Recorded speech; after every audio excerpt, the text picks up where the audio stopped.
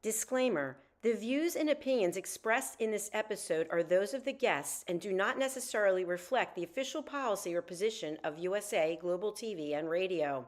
The content presented is for informational purposes only and is intended to foster open discussion and debate. Viewer discretion is advised. USA Global TV and Radio does not endorse any particular viewpoint and encourages viewers to seek out additional information and perspectives. Saving America with Dr. David D. Schein.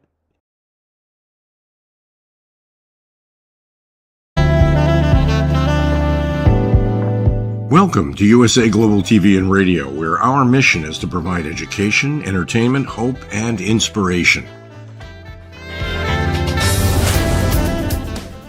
USA Global TV and Radio connects you with experts and audiences all around the world every single day to help you succeed in business and to live a richer life.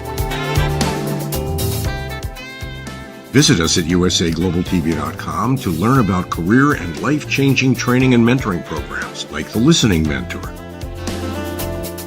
Subscribe to our newsletter to stay informed about our special programs and offers. Discover how you can become a guest on one of our shows or a host or producer of a USA Global TV and Radio show of your very own. That's USA Global TV and Radio, where the doctor is always in.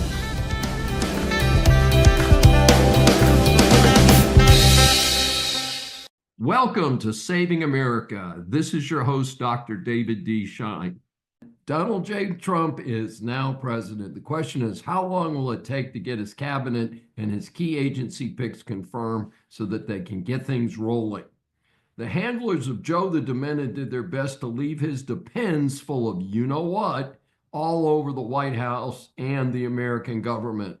I previously suggested that the 25th Amendment be used to block many of his crazy and anti-American edicts made between the time of the election and finally getting him out of the White House. At the same time, as Americans adjust to the horrific terrorist attack in the French Quarter in New Orleans on New Year's morning, more horror in Los Angeles with at least 24 dead and what may be the most expensive disaster in American history. Time for the Trump cabinet picks to be confirmed. John Lennon of Beatles fame wrote a poignant song recorded in 1969, not with the Beatles. Give peace a chance. Time for the scum-sucking Dems who have just had their butts kicked to get smart and stop damaging America. Approve the nominees now and let's get America back on track. The worst of Trump nominees, in my opinion, are RFK Jr. and Tulsi Gabbard, but hey, one is still a Democrat and the other one used to be a Democrat. Every Trump nominee is better than the best of the losers in the Biden administration. And I don't fear any contradiction on that one, folks. I hope the voters understand that the mess that America is in right now is so bad that it cannot be corrected quickly. My hope is that enough progress will be made, despite the resistance from the left, that this administration will get a full 4 years to do what they can. Many pundits have predicted recently that Americans, even Californians and New Yorkers, see that the Dems are not helping anyone but themselves. The predictions of a dominant GOP have been wrong before, of course. See 2020 and 2022, right? We at Saving America try and maintain this show under PG standards, meaning no profanity. Hard to do that with the deliberate landmines that Biden's handlers have left. From billions more in student loan forgiveness to more limits on offshore drilling to moving agency positions around so that the various agency managers will be the ones that resist Trump, at least initially. They've also done what they can to extend amnesty to many illegals who should never have been allowed into this country. Our disrespectful and wonky VP refused to host a visit in D.C. with Vance and his wife. Meanwhile, Joe the Demented took a victory lap to give speeches about how great he is leaving America. One part is true. Since he's out of government for the first time in 50 years, America is definitely on a better track. Bad deal for Israel. Biden and Trump both claim credit. My regular audience members know that while I despise Biden and his handlers, I am a conservative and not a Trumpster. If I was Trump, I would not take credit for the crummy deal that did not return every single one of the hostages, and certainly not a deal that released a single terrorist prisoner. Hamas is down, but not dead. They need to be dead, folks. This is the only fix for the current mess. Israel has done very good, but the job is not done. Hamas needs to be exterminated like the cockroaches that they are. And the Houthis in Yemen need to be exterminated as well. Los Angeles burns while pretty boy Newsom tries to pretend it's not his and his party's fault. I want to extend my condolences to the families who have lost loved ones in the terrible fires consuming the Los Angeles area and to those whose homes and businesses have been destroyed. While I have not lost a loved one in this manner, I have experienced a major fire here in Houston. In contrast, however, to California, the fire department controlled the blaze and the neighborhood was intact, providing me the support I needed to rebuild. There's a ton of blame to spread around in Los Angeles. The state has spent money like it is toilet paper, but have not done basic stuff like serious fire protection and fire precautions. At the local level, you have Karen Bass, the clueless mayor of LA. She promised when she ran for mayor to be local, no foreign junkets. Well, she was in Africa when the fires started in LA. That does not seem like staying home and minding the store. Reports are also that Bass pulled $17 million out of the fire department budget. She was trying to walk that back a few days ago. I don't know how successful she will be. The horrors of the mass destruction and at least 24 deaths belongs to the failures of competence, selling the climate change hoax at the expense of doing basic stuff like clearing brush in forested areas. Further adding to the disaster is the possible lack of insurance funds and the insurance companies spreading the risk to the rest of Californians and perhaps throughout the United States. The environmental impact is so large it's hard to estimate. The ravaged land is now full of debris, much of it toxic. It can wash into watersheds and may cause mudslides on barren hills. Anticipate persons with breathing issues encountering even more severe exposures. Removing the debris presents its own basket of problems. A good plan involves not building on every square inch of real estate and specifically setting up buffer zones with no easily flammable trees or other material in them. In Florida, houses in some areas have to be hurricane resistant. Why did Los Angeles not require that new buildings be constructed of less flammable materials? The fire department administration in LA is a DEI mess. No wonder half the fire trucks are in need of repair. No wonder that despite the record high fire risk, a skeleton crew was on watch the night the major fires began. And let's protect those criminal illegals from deportation despite federal law. Over a period of several days, small fires were deliberately set and illegals were implicated, at least initially. Fortunately, those did not blow into the two major fires. If there's a silver lining to this stupidity, I would hope that not a single person in America considers that bag of hot air, that wannabe actor Newsom, should ever be a candidate for president. Trump pushing for a fair number on SALT. When I saw stories on this topic, I thought immediately of a famous SALT acronym, Strategic Arms Limitation Treaty. However, this is a different SALT. This is state and local tax deductions. During the first Trump administration, deduction of these taxes was limited for residential use to $10,000 per year to help pay for the Trump big tax cuts in 2017. The report is that he is getting bipartisan pushback from high tax states like New York, California, and New Jersey. Well, I would like to add Texas to that list. It was a long tradition that such taxes would be fully deductible from federal taxation to avoid what is double taxation. So SALT was a big deal. As money continues tight for many families, the limit on this deduction has increased in spreading the pain. Trump has indicated now that he is open to a fair increase. We'll see about that. The problem is that lower tax states, many of them red states, do not like giving such big tax deductions in those high tax states. However, given the surging taxes here in Texas, and I have heard big increases in popular Florida, there might be less opposition than has been suggested. I had to mention the Biden going away speech. It was especially humorous when he expressed concern about an oligarchy ruling America. So it was okay when Bezos and Zuckerberg were still on his side. It was okay for him to take billions from them and people like George Soros. It's not okay for him to waste precious legal resources on lawfare, and not just against Trump, but against many of his supporters. Joe, thank goodness you're out of the White House. Shut up and go away.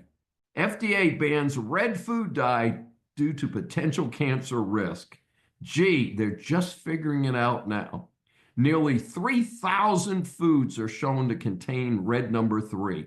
It is now banned in foods starting in January 2027. Drug manufacturers have all the way until January 2028 to remove it from oral medications. A fascinating footnote is that the cosmetic use, that's right, simply using on your skin, was banned 35 years ago in this country.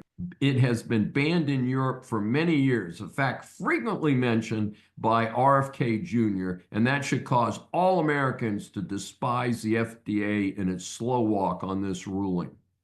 As one of those people, read the labels on all foods before buying them. I have not knowingly purchased things with this potential carcinogen in them.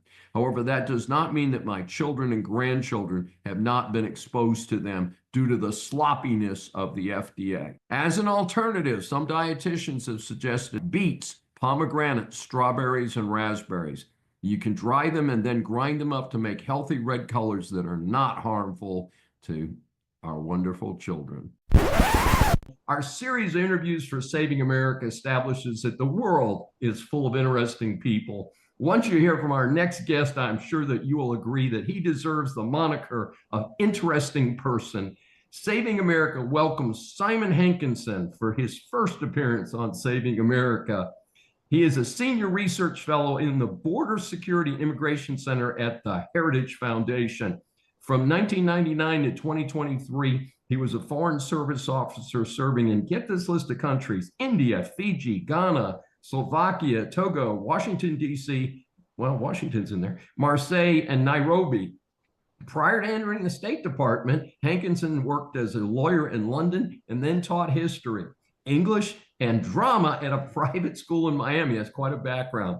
Hankinson holds a master's degree in modern history from St. Andrews, Scotland. I was there this summer. Beautiful place. Wow. And has a degree from the College of Law in London and a master's degree in international security affairs from the National Defense University in Washington, D.C.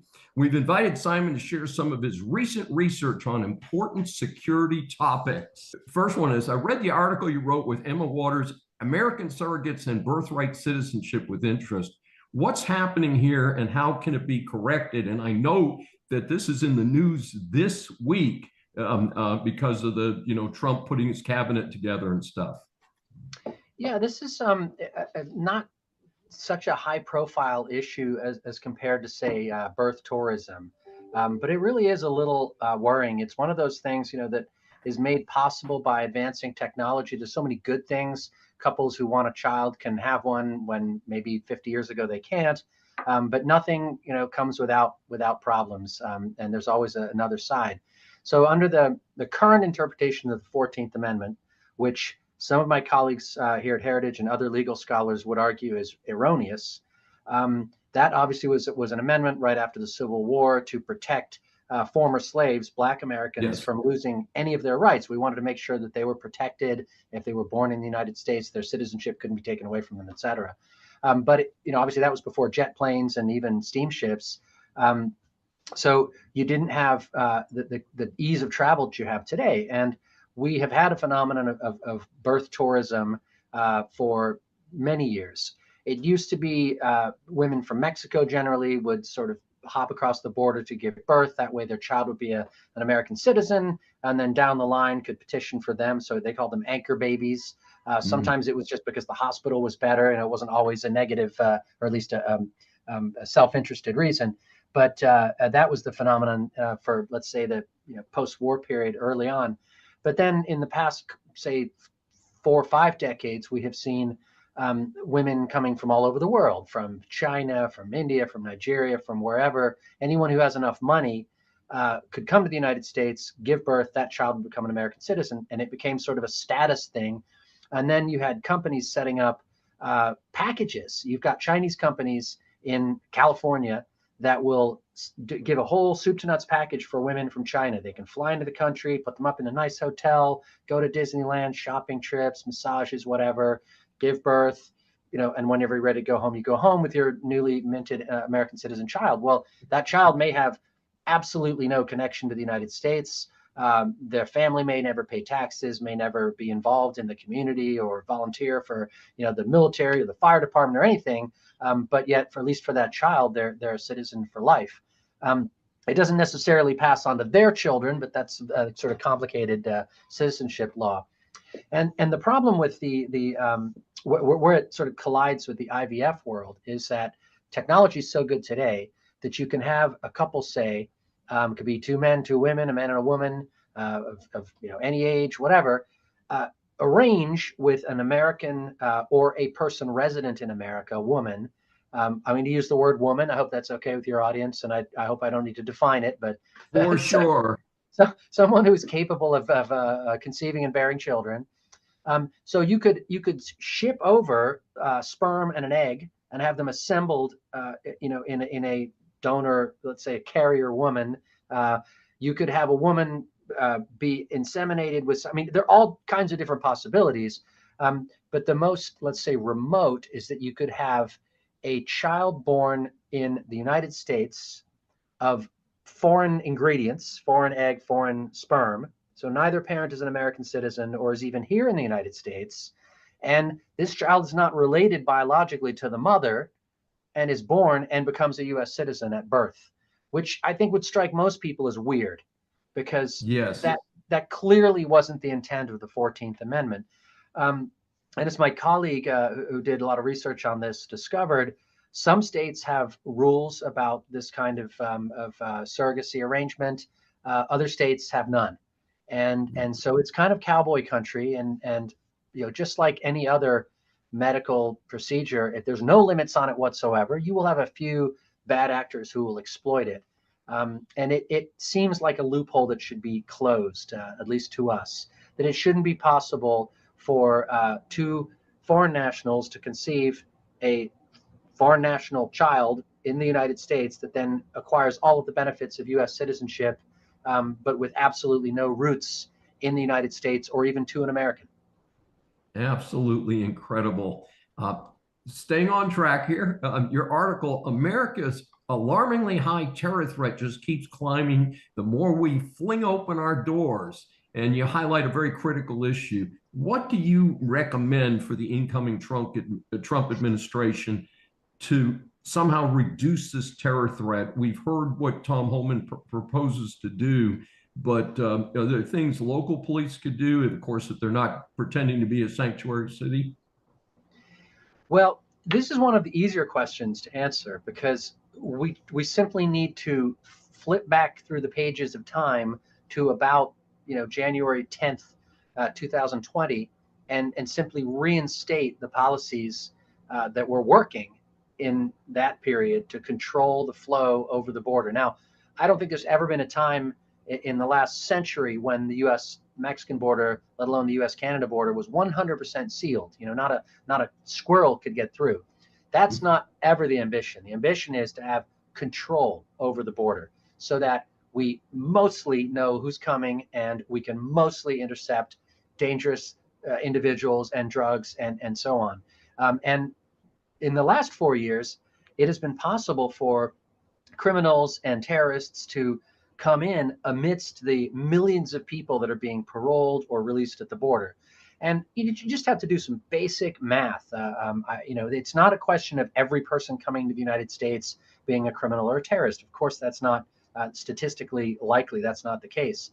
But if you look at the murder rate in the United States, it's about 5 in 100,000. In some countries, it's much higher. In Mexico, it's, I think, 25 in 100,000. So let's just take that as a baseline. If you have 100,000 people coming in, then it's conceivable 25 of them have criminal records for murder, right? Or will commit murder.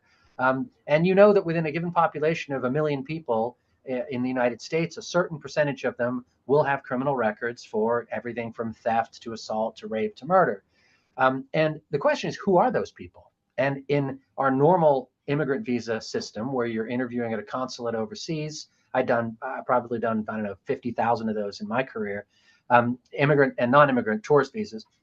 For the immigrants, the ones who are coming permanently, they have to submit a police clearance from their home country. They have to submit a medical check. Now, could they lie? Could they? Yeah, they could. But it's much, much harder. They at least have to go to their local police and obtain some kind of document.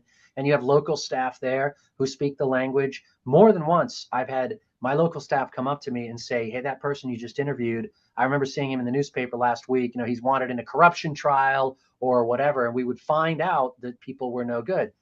When they show up at the southern border, they are currently, and I hope this is put to a stop pretty soon, they are simply processed, meaning they take their fingerprints, ask them their name, say, show us your documents. They all very often say, oh, I don't have any documents because I threw them in the river on the way over. You go down there to the border, you will see piles of documents. They try to clean them up because it's embarrassing, but I picked up like a whole handful.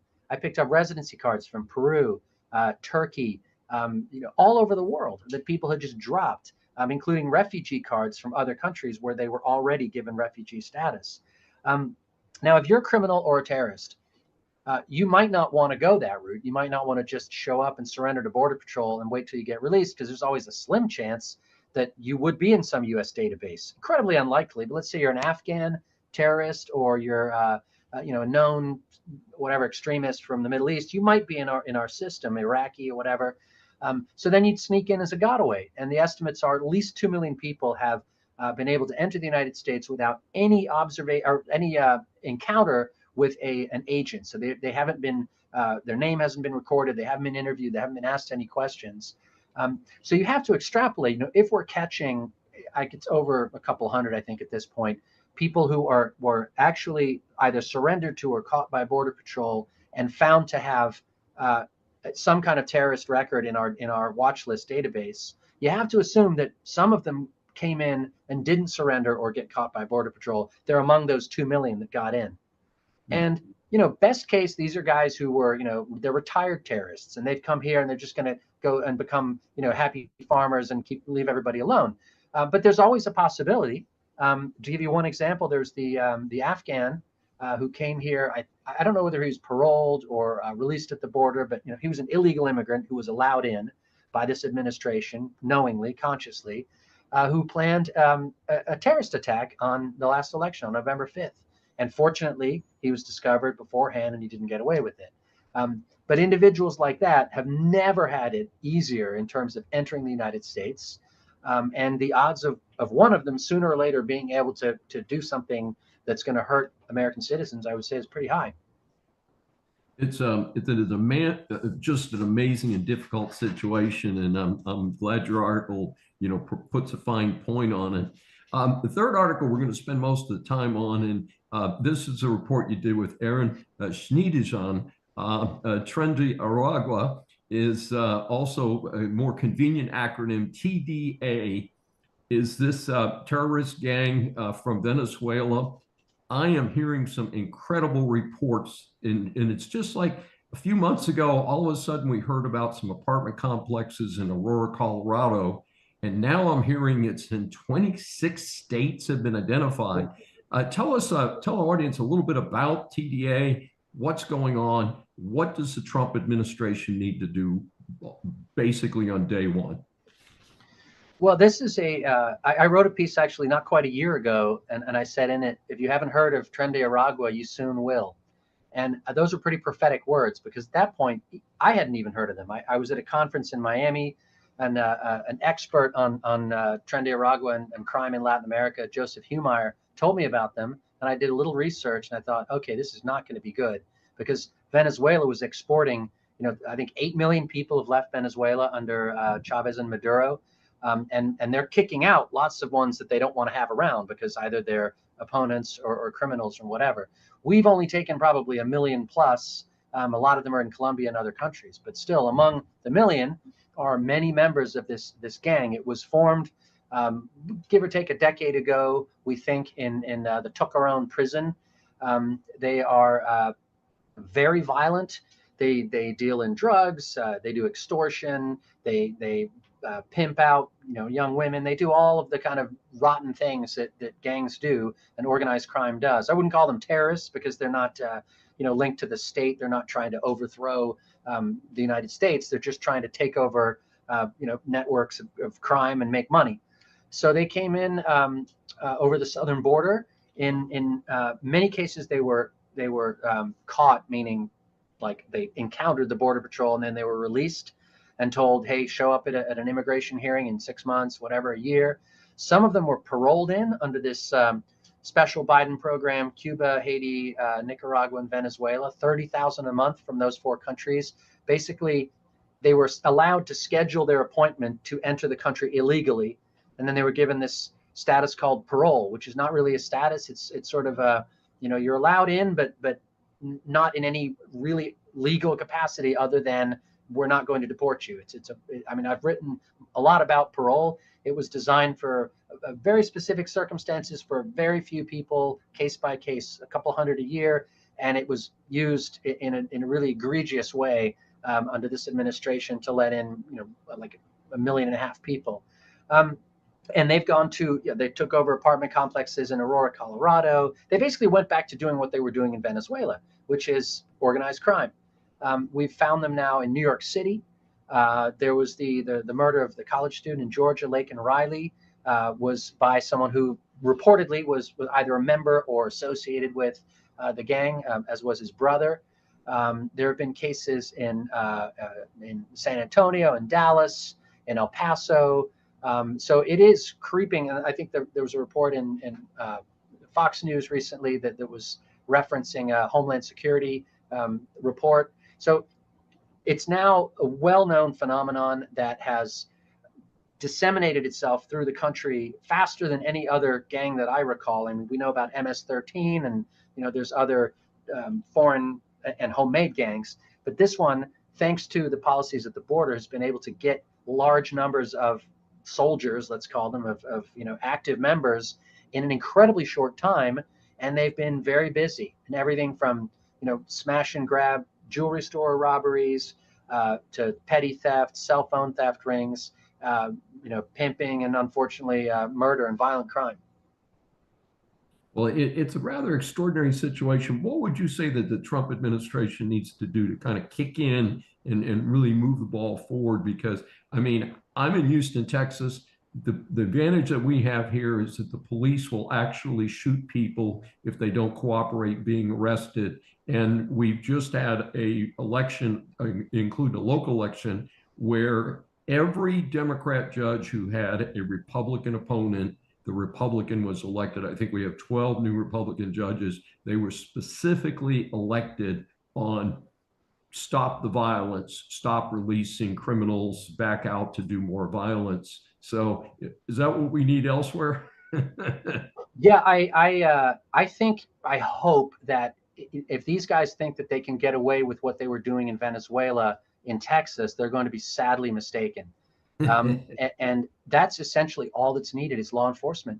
We've had these prosecutors in our big cities from New York to San Francisco that don't prosecute. They were elected with money from left-wing groups on, sort of social justice, alternatives to punishment kind of ideology. They don't want to put criminals in jail. So you have these no bail policies where you can't have cash bail because that's discriminatory against people who can't afford it.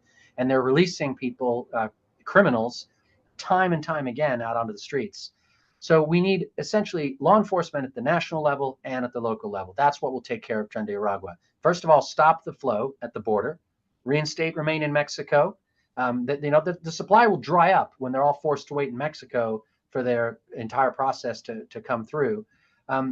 We need to finish building a wall or some kind of barrier across the length of the border so that people are channeled to ports of entry and places where they can be properly, I wouldn't say properly vetted because that's still not going to be possible, but better than they're doing in the field right now before they release them. We need to stop releasing them until we know who they are, until we actually know what criminal record they have. And if we can't find that out, maybe we should strongly consider not letting them in at all. And then if they are here, if they've been able to get in on parole, on release pending their removal hearings, whatever their status is, they should be fully accountable for their actions. There shouldn't be a special status just because you're an illegal immigrant. If I drive down the street and I get pulled over by a cop for speeding and I'm drunk, they will punish me. They'll put me in jail maybe, or fine me, or take my car away, or whatever. If you have no insurance, no legal status, no license plate, and they just let you go, what's the deterrent? There isn't one. So we have to take that person and do to him what they would do to you and me, except if they are here illegally, they should also have the removal process take place at the end of the criminal process. And, one by one, case by case, the word will get out and we will reestablish the rule of law. But I would say that's what we've lost in the last 4 years. We've lost it in our cities and we've lost it at the border. And I think the political consequences you just described and the national election that we had have shown that people's patience has run out and they're fed up and they want the government and law enforcement to do its job. Well, Simon Hankinson, it has been terrific to get a chance to meet you and share some of your thoughts with our audience. And again, you are distributed. Your articles have been distributed through the Heritage Foundation, and we encourage people to look you up there. How can our audience get more information about you and the Heritage Foundation? Well, heritage.org is probably the fastest place to go. I put my articles out on Twitter or X I'm at WatchfulWaiter1. And you can just Google me and the articles all come up. I have a column that I put out every week. I just did one this morning called The Borderline. And you can also Google that. It's always immigration, border related stories, changing week to week. And I've tackled Tren de Aragua at least 3 times now, unfortunately. Yes, I understand. Well, what a value to the country and to the United States, and we certainly appreciate it. As we grow up, a common reference for success or failure is the letter grade. Whether we're in grammar school or college, we all want an A grade and certainly regard an F as a big failure. Here at Saving America, we scan the news for reports of celebrities, politicians, or others who just end up in the public eye. So the A grades are awarded to people and organizations for great service to their communities, and the F grades, of course, are unfortunately more common, are awarded to those who need to do a lot better. The badge of dishonor today belongs to Boise State University. By the way, I have actually been to Boise, Idaho. It was many years ago. It seemed like the perfect small American town, supporting basic American values. I guess something has changed since I was there. The facts of this story were from coverage in the New York Post and Fox News. The headline is that big city coffee owner Sarah Fenley opened a coffee shop on the campus in September 2020. Part of the story is not in dispute. She had a thin blue line support decal on the front door of the shop. A student then posted something negative about it on social media. Fenley responded with her support for the police. Then Boise State administrators got involved. From there was controversy about what the administrators told her. In any event, the shop was closed in just 4 days. She then sued and won a unanimous jury verdict against Boise State. The award was $3 million for lost business, reputational damage, mental and emotional distress, and personal humiliation. Jurors awarded her an additional $1 million in punitive damages from the school's former vice president of student affairs. The basis of the case was the university administrators conspired to retaliate against her for expressing pro-police views on social media, which would be a First Amendment constitutional violation because this is a public university. Jurors deliberated for only 3 hours before reaching this unanimous decision for Fenley. Boise State vigorously defended its position, claiming that Fenley made her own decision to close the coffee shop. Reports are that the large verdict will be appealed by the university to the Idaho Supreme Court. That's not unexpected, folks. So Saving America today awards today's F grade to Boise State University for fighting diversity on campus by opposing a small business owner who supported law and order. This is Dr. David D. Schein for Saving America. Thanks for joining us, and subscribe on your favorite platform. Business students, business persons, or consumers, business law impacts much of what you do. This segment is designed to help you get past the headlines on key stories. A New York Catholic diocese is appealing to the U.S. Supreme Court on a state abortion coverage mandate. The case is called Roman Catholic Diocese of Albany, New York versus Harris. This Harris is Adrian A. Harris, the superintendent of the New York Department of Financial Services. The trigger for this case is a 2017 New York statute requiring that all group health plans cover abortions. The law exempted religious organizations with the purpose of serving their fellow religious members. However, the law did not exempt religious organizations which were engaged in serving the community without regard to religion. So the Catholics and the Baptists sued to block the law applying to this second set of functions. They have lost in the New York courts, but made one trip to SCOTUS in 2021, where the case was remanded back to the state courts. SCOTUS referenced in its June 2021 remand a case called Fulton versus Philadelphia. In that case, SCOTUS unanimously ruled that a Roman Catholic charity in Pennsylvania may refuse on First Amendment religious freedom grounds that they would not allow children to be placed with same-sex couples. Unfortunately, the New York courts have again ruled against the religious organizations where the services are beyond its mission to serve its own congregations. It held that Fulton did not apply and that the state rule here did not violate the First Amendment. The trial attorney for the churches noted that they are being penalized for extending their charitable activities beyond their immediate congregations. So the plaintiff religious organizations are heading back to SCOTUS for a second time. Note that the track record with the current SCOTUS is 3-0 in favor of the religious organizations. So I'm betting on them winning against the state of New York this time as well. And folks, this is a sad situation because you have charities that are willing to provide at their cost help to members of the public who need more help. We know that New York has been complaining about the financial burden of illegals who have been sent there by the Biden administration and by some southern states, and yet they're apparently frustrating the direction of trying to have charities provide public help, but then want to place burdens on them that they're not willing to incur. I don't think it's good policy. In one of the two most important decisions by the current U.S. Supreme Court, the 40-year-old Chevron doctrine is gone. For a business in America, dealing with administrative agencies can be very challenging. These agencies create the rules, enforce the rules, and then their paid employees adjudicate disputes over possible violations of the agency's own rules.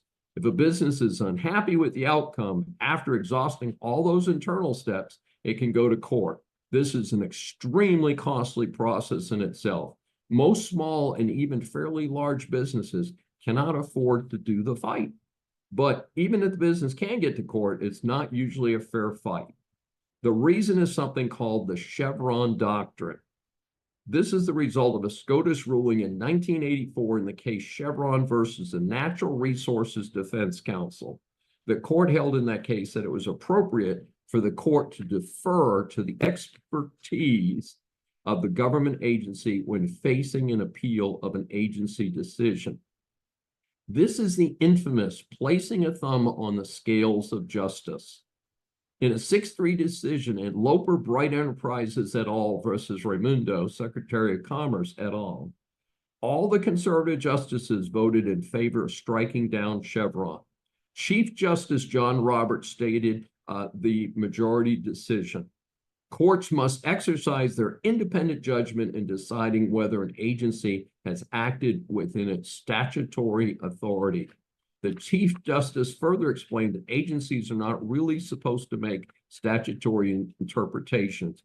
because agencies have no special competence in resolving statutory ambiguities. Courts do. A key concept here is that the so-called administrative state is staffed with unelected bureaucrats who are not answerable to the will of the people.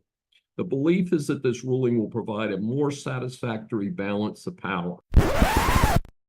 Baby born in parking lot of a Michigan microbrewery.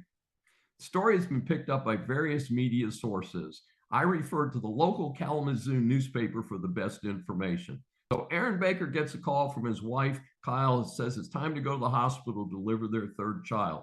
The first children came in a normal fashion, so he's not stressing it. Apparently underestimated the speed of number three's determination to arrive. Predictably, the little fellow is ready to charge out, and so Aaron calls 911 on he and his wife's way to the hospital, asks for the ambulance to meet them along the route. Well, 2 blocks ahead is the couple's favorite microbrewery, One Well Brewing. So he says, meet us in the parking lot at the brewery. Well, the little fellow had a different idea. He starts to pop out before they even get to the parking lot. Once they're in the parking lot, the dad jumps out of the driver's seat, runs around the passenger seat, and delivers the little fellow safely. Then the ambulance takes the baby and mom away, and they're fine. The brewery has a new blood orange brew, and it's naming it Special Delivery after the incident. When the baby, Forrest is his name, is old enough to drink, he's been awarded free beer for life by the brewery. My regular audience knows that I'm a hardcore anti-communist. Due to a series of failures by both political parties in the U.S., communism has risen from the dung heap of history. Anyone that thinks communism is a good idea is simply uninformed or stupid.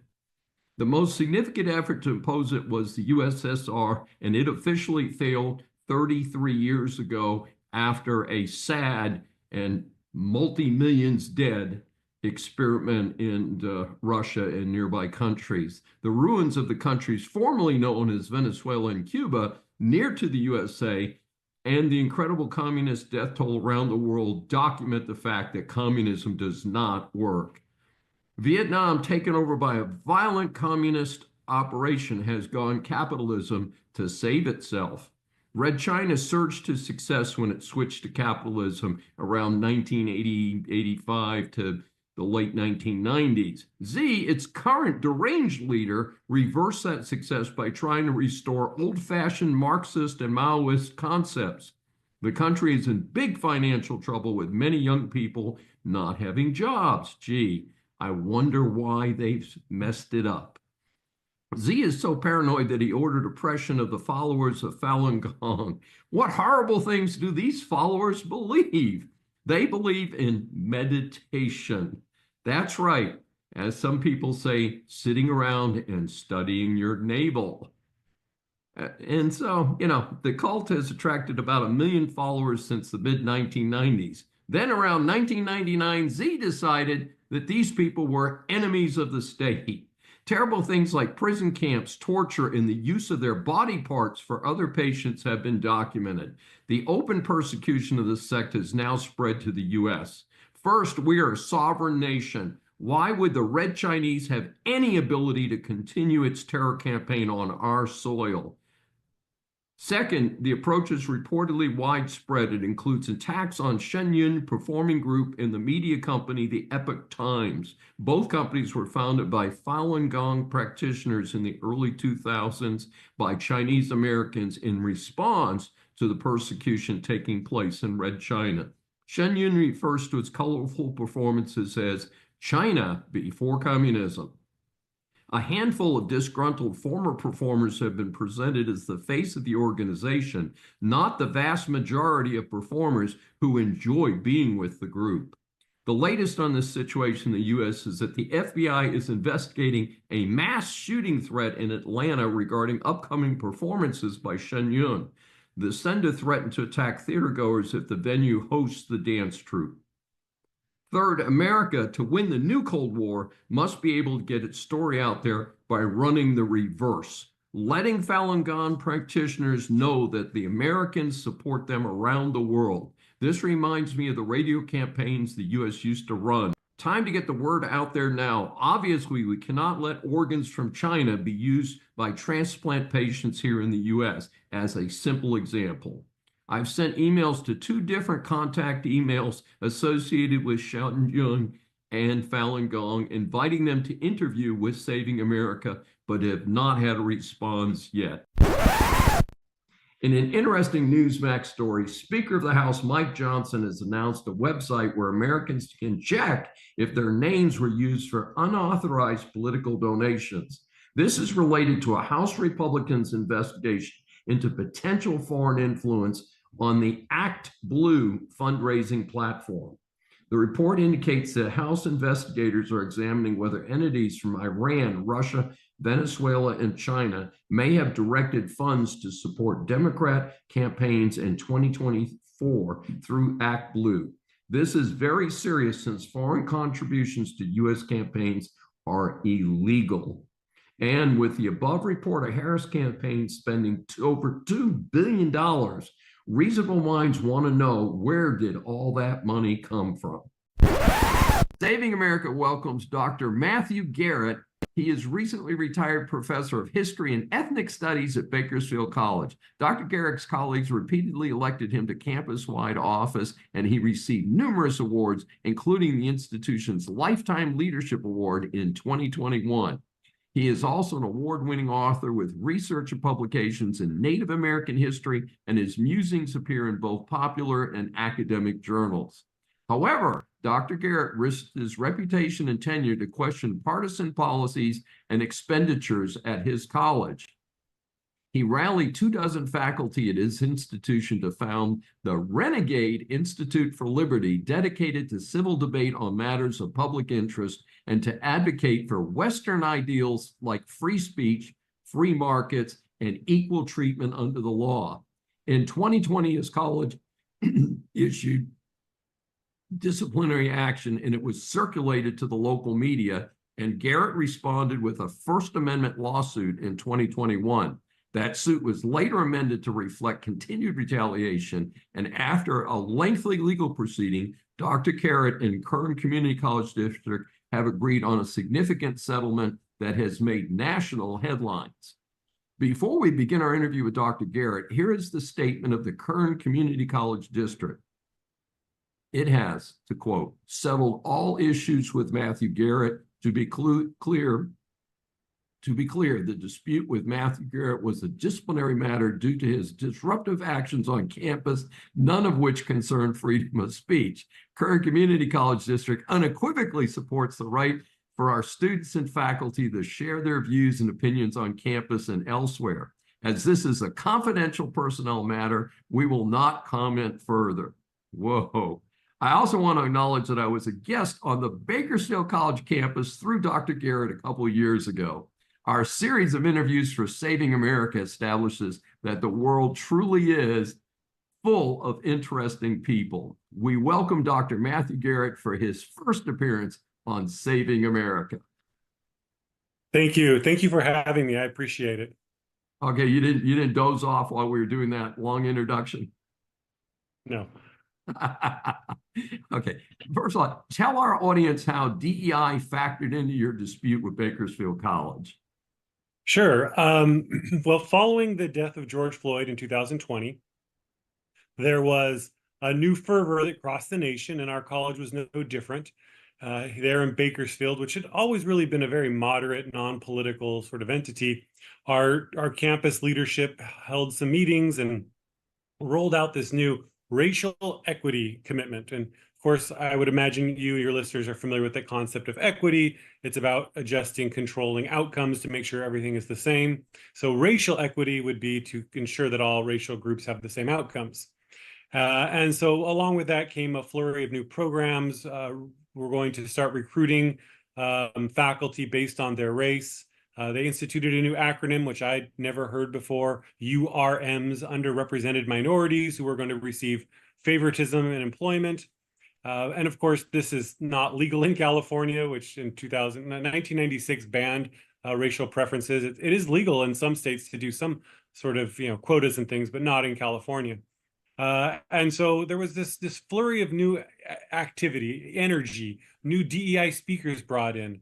There was one gentleman they contracted repeatedly and paid him hundreds of thousands of dollars to tell us his political views about why we need to treat one racial group different than another. I remember one contract was $180,000 for 42 hours of trainings. And Dave, you're better at math than me, I think, because of the business background, but I think that's something like $4,200 an hour for Pretty DEI close. training. So this sort of just insanity was grinding on a lot of us. And so I organized faculty, we discussed, we debated, we raised concerns, pointed out some of the expenditure problems, questioned why money was going to partisan groups, organized a petition to the board to ask them to not approve the racial quotas.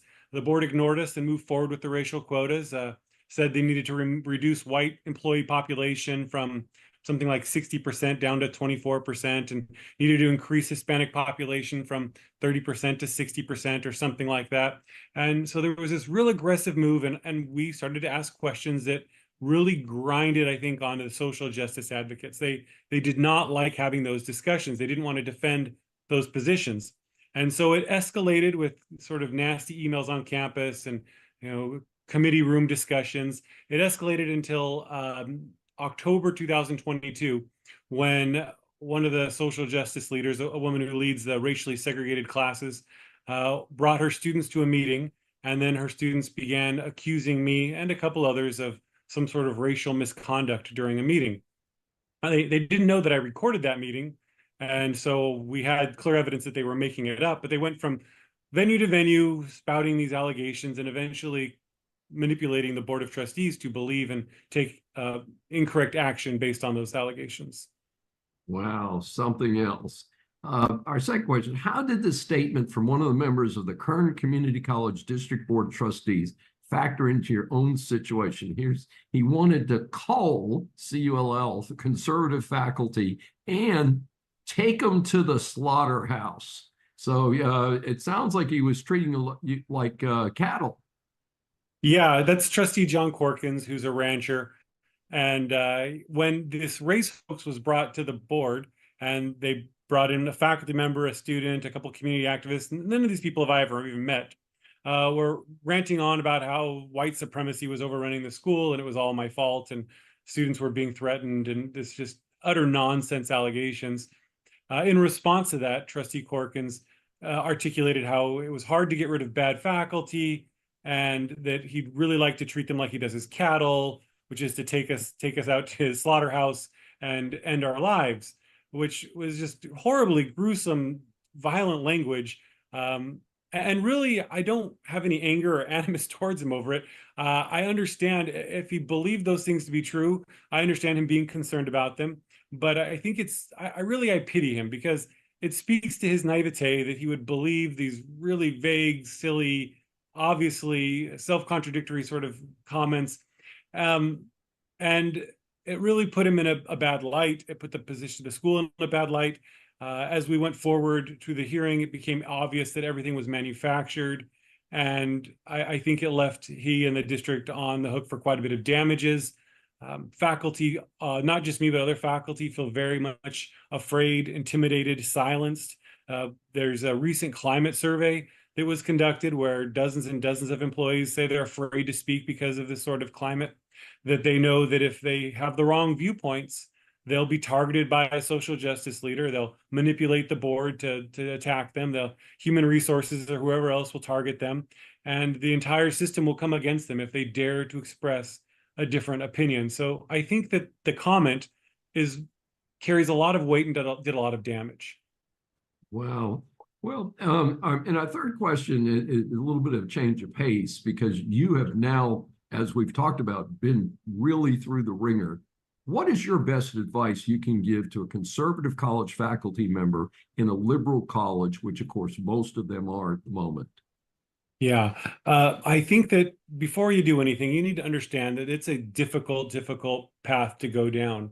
It's better to just be left alone, right? Tenure isn't what people think it is. In California, at least, tenure just means that before you're fired, you have the right to a hearing, an administrative court hearing, and that can be quite expensive. The state has essentially unlimited funds at its disposal to litigate and appeal indefinitely.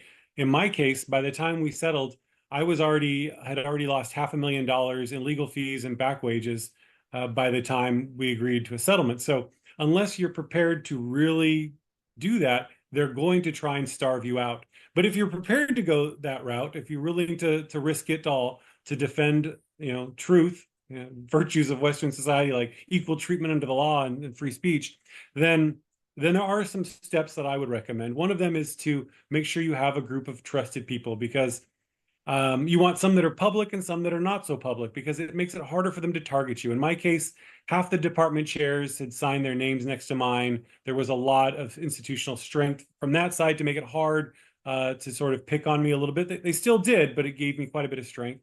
And then private friends as well. When we got to the hearing, I was shocked at the outright lies that people would say under oath. And it was really quite helpful to have them then turn to committee chairs and say, that's what happened, right? And then the committee chairs would say, no, that's not what happened. And so it was really advantageous to have quite a few friends who were committed to telling the truth because they weren't out to get me. That's not always an option though, right? Another thing to do is to record everything. I recorded everything. I recorded every public meeting I could legally record, and I recommend the same to everyone else, because that's what really saved me. They made up all sorts of lies, and a recording made the difference. Also, emails, oh my goodness. They made all sorts of crazy statements that we could easily disprove by email. So make sure you're keeping records. Also, I'd say pick your punches. You can't fight every single thing, right? There's just too much of it. It's crazy. So in my case, the first thing I really took issue with was I gave a lecture on free speech, the importance of free speech, and how I was concerned that social justice activities were infringing on free speech. Now, they went ahead and disciplined me for that anyway, but that was a particularly, I was aware of the optics. I didn't think that they would really be foolish enough to discipline a speech on free speech, but you never really know. But choose your optics, and that really helps also with building community relations. I think that's a key. It's building community relations. And in my case, we probably buried the Board of Trustees in hundreds of letters from the community demanding, outraged by what was going on campus. And so that entailed me having to go to committee meeting groups and saying, look, here's what's going on. Here's some of the evidence. You really should be concerned about the loss of your institution, this ideological capture of your college. And I didn't sign up to be an activist. I didn't want to go to all these meetings, but that became an important part of sort of building a defense against it. And then I think the other thing that I wish I had done was I wish I had fundraised from the very start. I started a fundraiser at the end when it got pretty desperate, but I wish I had started at the beginning because, as I mentioned to you earlier, this is incredibly expensive. And I didn't launch it earlier because I didn't want to feel like I was exploiting people or anything for money. But as it became hundreds of thousands of dollars and I was in way over my head financially, I wish I had started that earlier. So as soon as they begin to target you, maybe it's not too early to start a fundraiser to challenge for a legal defense fee for whatever might come along or something. Fascinating situation. How can our audience get more information about you and about some of the struggles that you faced? Well, despite suddenly becoming this public figure activist, I'm really not that public. I don't have a web page. I don't have much of an active Twitter account. But you could find information, I suppose, by Google. There's a lot of news stories. Fox has done coverage. The College Fix and Just the News have both done excellent coverage on the case. I have a GoFundMe fundraiser page that I've suspended, no longer collecting funds, but it still exists. And if you visit that page, you can find a link to quite a few older articles. Authors like Jonathan Turley have addressed it. It's showed up in all sorts of venues. So there's quite a bit of media out there that can be read about, though you're not likely to find much of me on the web. I don't have that much of a presence. Thanks for joining me for Saving America. If you have questions or comments, please find me on various social media sites. I'm Dr. David D. Schein, and I will see you next week. Welcome to USA Global TV and Radio, where our mission is to provide education, entertainment, hope, and inspiration. USA Global TV and Radio connects you with experts and audiences all around the world every single day to help you succeed in business and to live a richer life. Visit us at usaglobaltv.com to learn about career and life-changing training and mentoring programs like the Listening Mentor. Subscribe to our newsletter to stay informed about our special programs and offers. Discover how you can become a guest on one of our shows or a host or producer of a USA Global TV and Radio show of your very own. That's USA Global TV and Radio, where the doctor is always in.